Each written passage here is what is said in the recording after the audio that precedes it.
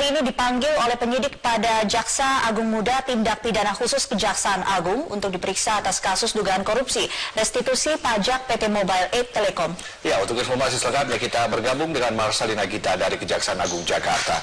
Gita, apakah Haritanu sudah datang di Kejaksaan Agung? Haritanu Sudibyo memenuhi panggilan dari penyidik pada Jaksa Agung Muda Tindak Pidana Khusus Kejaksaan Agung untuk diperiksa sebagai saksi atas kasus dugaan korupsi restitusi pajak PT Mobile Aid. Tadi Haritanu Sudibyo tiba di Jampitsus Kejaksaan Agung pada pukul 9 waktu Indonesia Barat didampingi dengan kuasa hukumnya yakni Hotman Paris Hutapea. Hari ini adalah pemanggilan kedua untuk Haritanu Sudibyo setelah sebelumnya pada beberapa waktu lalu pemanggilan pertama ditujukan kepadanya. Sebenarnya untuk informasi bahwa penyidikan kasus Mobile Aid sempat digugurkan dalam pra-peradilan oleh Pengadilan Negeri Jakarta Selatan. Gugatan kedua tersangka dalam kasus ini yakni mantan Direktur PT Mobile Aid Antoni Chandra Kartawira dan Direktur PT Jaya Nusantara Komunikasi Hari Jaya dikabulkan Hakim pra-peradilan. Hakim memutuskan bahwa Kejaksaan Agung tak berhak untuk menyidik kasus restitusi pajak PT Mobile Aid. Alasan pengadilan yang berwenang menangani adalah otoritas dari perpajakan. Namun dari Kejaksaan Agung, bahkan Jaksa Agung HM Prastio sempat menilai bahwa sebenarnya masih ada fakta yang terlewat oleh hakim jika Kejaksaan bukan menangani persoalan dari pajaknya, namun sebenarnya yang ditangani adalah kasus korupsi restitusi pajak tersebut. Dan kemudian Kejaksaan juga berpendapat bahwa ada dugaan korupsi, ada manipulasi, dan juga ada transaksi fiktif. Untuk itu, setelah digugurkan oleh Pengadilan Negeri Jakarta Selatan dalam pra-peradilannya, Kejaksaan Agung kembali menerbitkan surat perintah penyidikan atas kasus ini.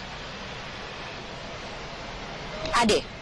Ya, Gita, lalu seperti apa sebetulnya kasus dugaan korupsi restitusi pajak PT Mobile Aid Telekom ini?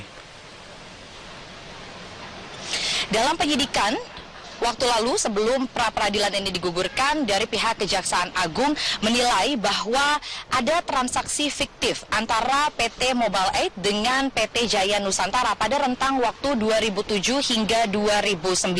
PT Mobile Aid pada saat itu mengerjakan proyek pengadaan ponsel berikut dengan pulsa dengan nilai transaksi mencapai 80 miliar rupiah. Namun PT Jaya Nusantara Komunikasi yang ditunjuk sebagai distributor pengadaan, namun perusahaan tersebut tak mampu untuk membeli barang dalam jumlah tersebut.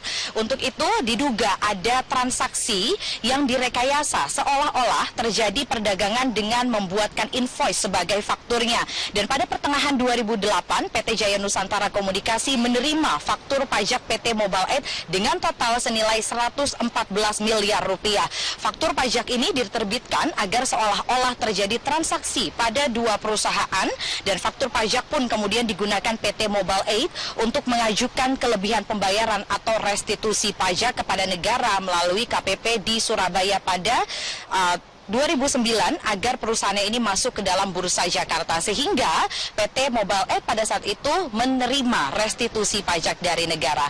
Namun sejauh ini dalam penyidikan yang baru kembali atau penyelidikan yang baru kembali dibuka oleh pihak penyidik dari Jampitsus Kejaksaan Agung, belum ada tersangka yang ditetapkan atas penyidikan baru ini. Dan tadi sempat dikemukakan oleh kuasa hukum dari Haritanu Sudibyo yang menyatakan bahwa sebenarnya untuk restitusi pajak ini kewenangannya bukan pada Kejaksaan Agung, sehingga nanti masih akan diperdalam lagi apa saja sebenarnya yang ditanyakan oleh pihak penyidik kepada Haritanu Sudibyo dalam pemeriksaan keduanya kali ini. Ade. Baik, Marsalina Gita melaporkan langsung dari Kejaksaan. Ya, pemirsa, ratusan karyawan MNC Group mengalami PHK massal tahun ini. Menanggapi hal ini, Kementerian Tenaga Kerja melakukan audiensi terhadap sejumlah perwakilan karyawan yang di PHK tersebut. Dan untuk informasi selengkapnya, kami sudah terhubung dengan Elvis Kore serta juru kamera Muhammad Rinto dari Gedung Kementerian Tenaga Kerja Jakarta Selatan. Ya, Elvis, bagaimana hasil audiensi atau hasil pertemuan antara Kementerian Tenaga Kerja dan juga perwakilan dari karyawan MNC? Baik Sakti dan juga pemirsa di rumah, memang dari pagi tadi, maksud kami dari pukul 10:30 hingga pukul 12 saat ini, sekitar 5 menit lalu baru selesai audiensi antara pihak Kementerian Tenaga Kerja yang diwakili oleh Direktur Pengawasan Tenaga Kerja Indonesia di Kementerian Tenaga Kerja dengan perwakilan dari karyawan MNC Group, di mana ada pun sikap-sikap yang diambil terkait dengan PHK secara massal yang terjadi di media group MNC. Bisa kami katakan bahwa memang untuk khusus hari ini memang dari pihak Kementerian Tenaga Kerja memanggil kedua belah pihak, baik dari karyawan yang di PHK maupun dari pihak pimpinan MNC Group. Namun Sakti, hari ini hanya dihadiri saja oleh perwakilan dari karyawan dan karyawati MNC Group. Namun dari pihak pimpinan MNC Group tidak hadir, dan dari pihak Kementerian Tenaga Kerja sendiri akan mengundang lagi, di mana akan dijadwalkan ulang pada tanggal 10 atau hari Senin minggu depan untuk memanggil kembali terkait dengan adanya PHK yang terjadi di MNC Group, begitu Sakti, dengan PHK secara sepihak dan tidak sesuai prosedur. Di mana tadi kami sempat mengutip pernyataan dari Direktur Pengawasan Tenaga Kerja dari Bapak Bermawan, mengatakan bahwa mereka ingin mengetahui dari kedua belah pihak, khususnya dari pihak MNC Group yang telah melakukan pemberhentian secara sepihak dengan tanpa prosedur, dan memang ada pengeluhan dari ratusan karyawan MNC Group yang merasa bahwa mereka seharusnya menerima upah dari hasil yang mereka sudah kerja selama ini bergabung dengan MNC Group. Namun pihak dari Kementerian Tenaga Kerja masih belum memberikan statement secara mendalam, namun masih ingin mencari duduk perkara seperti apa permasalahan yang sampai pihak MNC Group memberhentikan atau melakukan PHK secara besar-besaran di grup MNC. Namun bisa juga kami ceritakan sini bahwa memang dari apa yang sudah disampaikan dari beberapa karyawan-karyawati dari MNC Group, contoh yang terbesar ini dari pihak tabloid Jenny mengatakan bahwa mereka tidak menerima sesuai aturan undang-undang, kalau mau di PHK harus ada peringatan baik dari surat SP1, SP2, SP3 ini tanpa ada SP, sudah langsung diberikan surat pemberhentian secara sepihak. Ini yang membuat mereka merasa bahwa hak mereka tidak terpenuhi. Namun dengan hal inilah membuat pihak Kementerian Tenaga Kerja mengundang kedua belah pihak, baik dari karyawan-karyawati MNC Group yang merasa dirinya di PHK secara sepihak dan pihak MNC Group yang telah memberikan surat pemberhentian secara sepihak. Sakti. Selain masalah upah, apa saja sebenarnya tuntutan dari para karyawan MNC Group ini?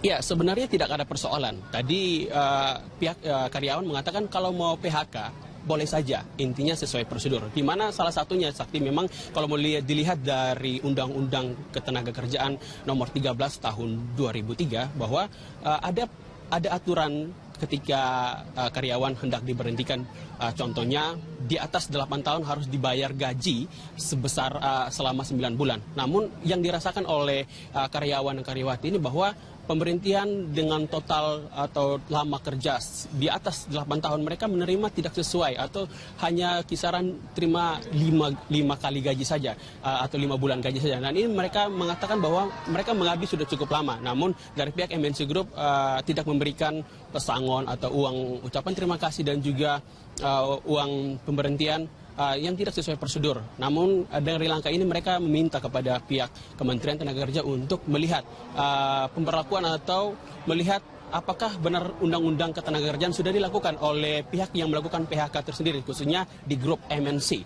Dan mereka mengatakan bahwa kami siap menerima ketika pihak MNC Group telah melakukan semua aturan sesuai prosedur yang sudah ada, khususnya dari Undang-Undang Ketenagakerjaan. Untuk itu dari pihak kementerian sendiri akan melakukan tindakan tegas dan memberikan sanksi ketika pihak MNC Group dipanggil lagi pada tanggal 10 nanti, pada hari Senin minggu depan, dan akan melihat duduk perkaranya seperti apa, dan kita akan melihat sikap dari pihak MNC Group dan juga dari pihak Kementerian Tenaga Kerja untuk melakukan sikap ke depan terkait dengan pemberhentian atau PHK secara besar-besaran di MNC Group. Demikian, Sakti, yang bisa kami laporkan.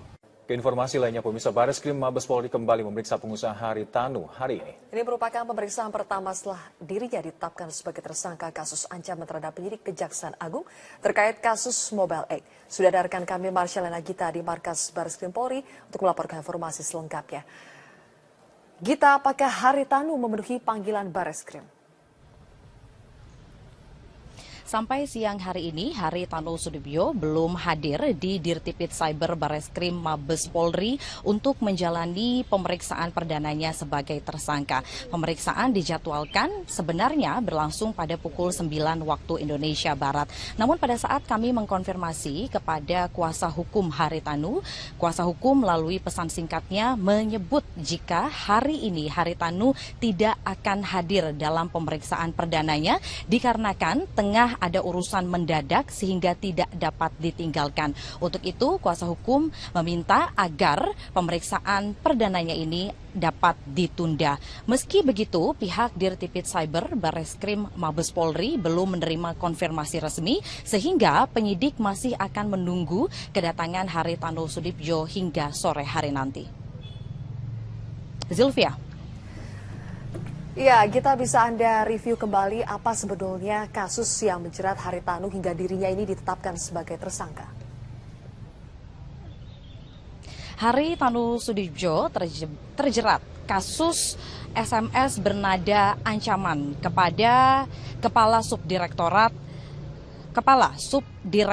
Penyidik Tindak Pidana Korupsi Kejaksaan Agung Yulianto. Mabes Polri menyebut sudah memiliki alat-alat bukti yang kuat dan kasus ini tidak ada politisasi ataupun juga kriminalisasi sehingga dapat meningkatkan kasus ini dari penyelidikan menjadi penyidikan dan juga menetapkan Haritanu Sudibyo sebagai tersangka.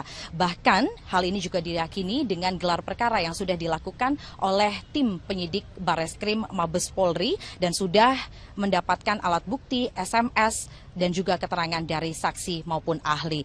SMS ancaman ini diduga terkait dengan kasus dugaan korupsi restitusi pajak PT Mobile 8 Telekom.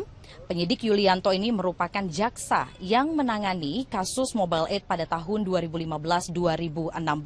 Kasus Mobile 8 ini menyeret nama Haritanu Sudibyo karena Haritanu merupakan komisaris dari perusahaan tersebut. Namun kasus ini terhenti pada akhir 2016 karena putusan pra-peradilan meminta Kejaksaan Agung untuk menghentikan kasus Mobile 8.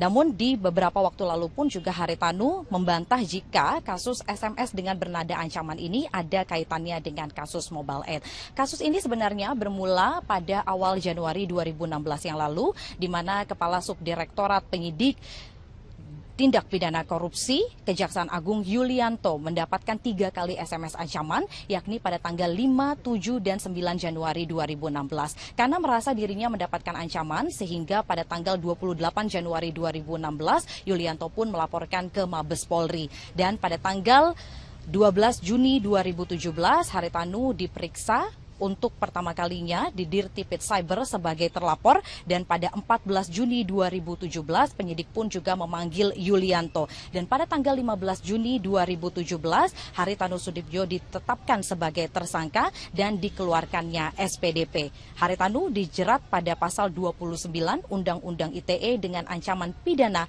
paling lama 4 tahun penjara. Tidak hanya itu, pihak kepolisian pun juga sudah mengajukan surat pencegahan kepada Haritanu Sudibyo untuk keluar negeri kepada Ditjen Imigrasi per tanggal 22 Juni 2017 hingga 20 hari ke depan. Zulfia. Marsyalina, kita melaporkan langsung dari Bareskrim Polri.